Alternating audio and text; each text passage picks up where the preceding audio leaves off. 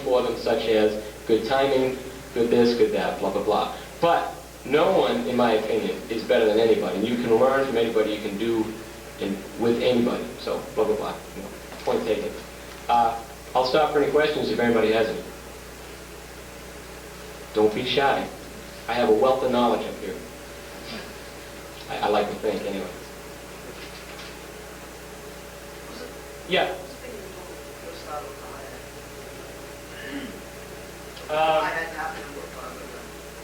Was I using my sticks or just my foot? No, the sound is you had to stick it. You had to move. Yes. Well, usually what I have a thing I do with the sticks a lot that adds notes. That might have been when you're talking. Is it something like this? No, it's just the foot? Yeah, the way you... Generally, the only thing I do with my feet, I mean, I'll just splash a lot. If it's just kind of... There are a number of ways you can hit the hi-hat or play the hi-hat. You know, you got the general toe up, just chunking down, hitting the hi-hat. Splashing. What I do to splash, for anybody who doesn't know, is you start on your toe, and when you pick your hi-hat up, when you get to the bottom, jam your heel down on the floor. Then it pops back up. Like that. Does that get the point? It's a good tool. If you're doing like a slow funky groove, instead of just slamming it down, try doing a flip.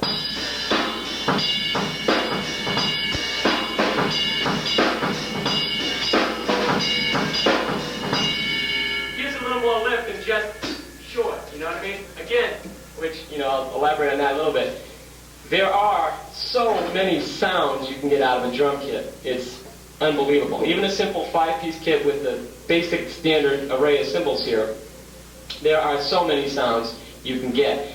And that should be a big part of your exploration of a drum kit. A big part of your exploration as an artist is getting the most out of what you have available. You know, it's very simple to look at the drum kit and say, well, I have a snare drum, 2 rack toms and floor toms, so I'll go. You know, well, that's a nice thing, but there's so much more involved. I mean, just the number of ways you can hit a tom, right on, rimming, you know, hitting the rims themselves. Don't be afraid, and do take the time to do those little tricks. Like, I mean, just little flipping in a hi-hat thing, or the thing I like to do where I'll take the stick in the foot. Those kind of things make a huge difference, you know, especially like, for me, what really got me going on this was the first couple times I went in the studio. You do these little things, and when you're live, it doesn't sound like much. But when it's under the microphones and you get compression working for you, all these nice electrical gadgets going in the studio, you'd be amazed at what it sounds like. I mean, this sounds like a cymbal live, but when you put that in the studio, all of a sudden it becomes this magical thing, you know. And you'd be amazed what you can do. Just a choke, simple chokes, everything you can do, everything you can think of when you practice to make your sound a little different makes such a huge difference. Because again, the little things you do, someone might not have done before. So that's your angle. That's your way of saying, hey, you know, that'll make someone go again, hey, I know that person because, I don't know, they hit the splash cymbal on the bell. You know, I mean, it's not necessarily a pretty sound, but you never know. Again, if you're in a studio and you go like this, that might be the thing that makes people go, wow, who is that cat? You know, it may seem silly, but it's true. You know, it's definitely a truism that these little things that you may do that no one else has tried before make it worth exploring what you do. You know, definitely make it worth it. Cool. Yeah. Any others? Okay. Okay, I gotta wrap this up fairly quickly. The other thing I'll talk about is relaxation. And that, to me, is, I mean, I could talk for hours about relaxation.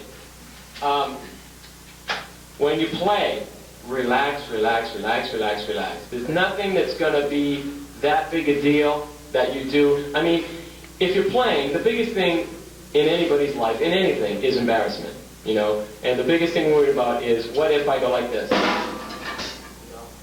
So what? I mean, you're a human being, we make mistakes. I think what happens is a lot of times we want to play perfectly. And what happens, because we want to play perfectly, we wind up playing stiff because we don't want to make mistakes. You know, so we wind up like,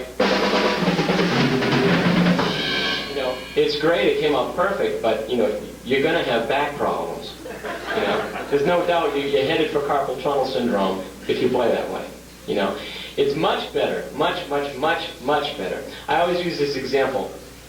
You can, if you are a drummer who can play loose and relaxed, you can imitate a player who plays stiff, okay?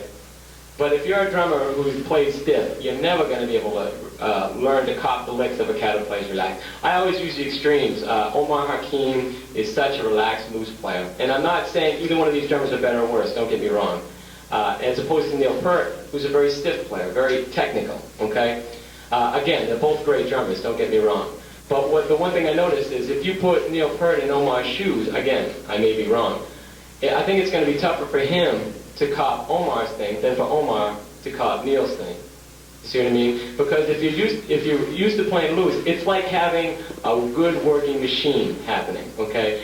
And the more relaxed you are, the more open you are to possibilities. If you're just, you know, if you're just playing a simple thing,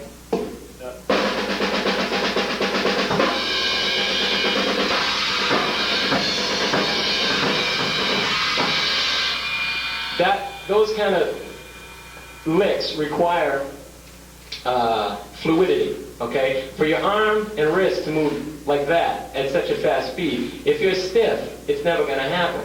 Because if your arm is tense, it takes longer for it to move wherever it has to move, okay? That's a very important thing. You have to stay relaxed. Because, again, it shows in your playing. Going back to this slow blues thing,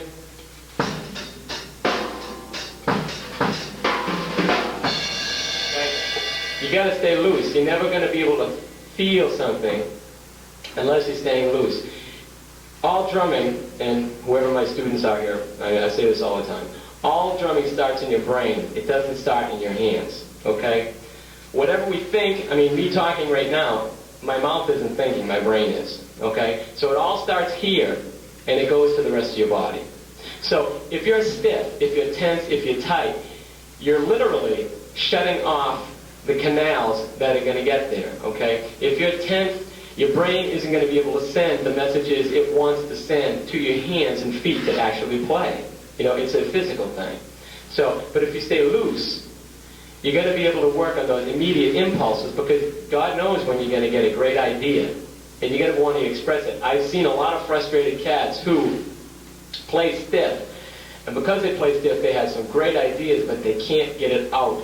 Okay, to get it, and the reason is to get it out, you've got to stay loose. You got to stay cool. You know, because again, if you want to play licks that require some speed and some finesse and blah blah blah, if you're not ready to do that, it's not going to be able to be done. You're going to wind up getting yourself into trapped kind of patterns. If you're stiff, you usually, again, these are generalizations. Usually, wind up becoming a pattern kind of player. You'll always play certain licks because that's all you can do. Okay, that might be one lick you learn, but you learn it like this. You're trapped into playing that. What if you wanted to go? Okay, that takes time. Excuse me, I'm wrong there. It takes exactly the opposite.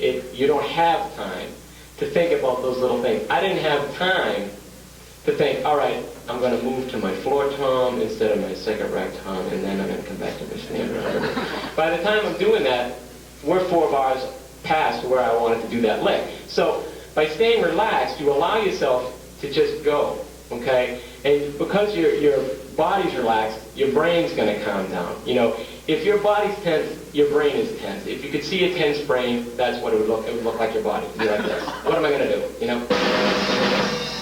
It doesn't cut it, you know? But if your body's relaxed, your brain's going to relax, and it's going to say, you know, it's not a thinking process. It's just, I just want to go there. Now I want to go here. Now I want to go here. Now here to here. And you need that kind of flexibility. And the only way to get that flexibility is to stay chilled out. Okay? Don't worry about what might go wrong. If you know, and this thing goes flying, well, that's why we have stick caddies. And there's your next one. It's not a big deal. There's nothing And I've made a zillion mistakes. I just made one now. One stick went flying.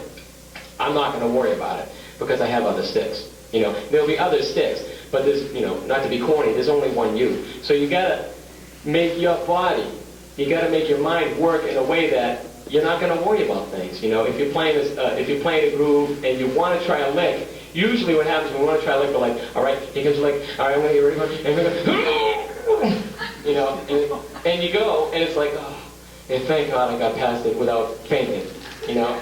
But this shouldn't be the way it works. I mean, a general rule of thumb is the faster you play, the more relaxed you should be. It's not the opposite. Usually when you see drummers go from...